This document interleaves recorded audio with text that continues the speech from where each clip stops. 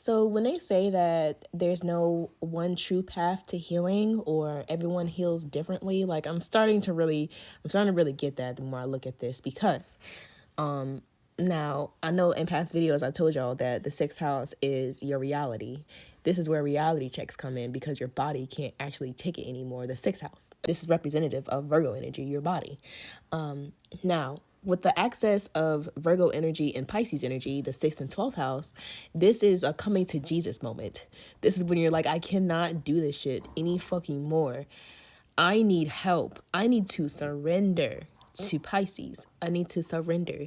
Now, this is also what we're talking about with the whole thing from Jesus becoming a student, the Virgo energy. The whole Pisces Virgo access thing is how Jesus came to be the Son of God. But I'm saying this in a Christian tone because everybody is already traumatized by this shit. We already know what's going on here. So the sixth house is your bad karma, right? The 12th house is when we surrender. What we can actually achieve when we surrender, because now we're moving from a body of clarity, the Holy Spirit, mind, body, and soul. So when Jesus's body couldn't take it anymore, on the cross, that's when he's like, Jesus, I can't, God, I can't take this anymore. I can't maintain this body anymore. I can't live like this. He surrendered his life.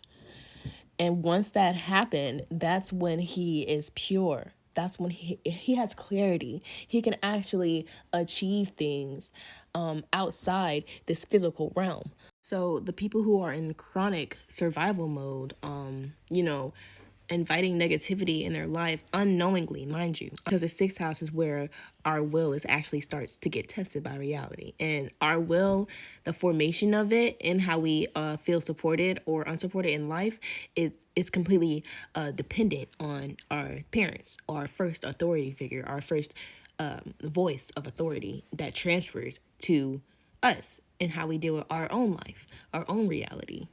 But I'm starting to realize there can be 4 different points to where we can enter in. That is through reality checks, through relationships, codependency, being a mirror to ourselves and our negative, unwanted, unconscious patterns.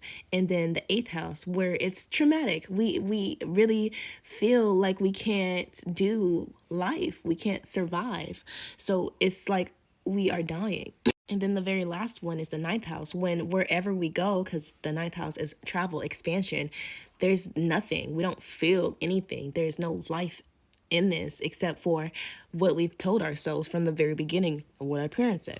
So these are the 4 entry points that leads back to us healing, learning how to heal ourselves, going back to where we first felt a spark, which is our inner childhood, when our parents were like, I kind of like that dream, but I think you should rather do this. Or when they're like, that's a beautiful dream, go do it. You hear the difference in that.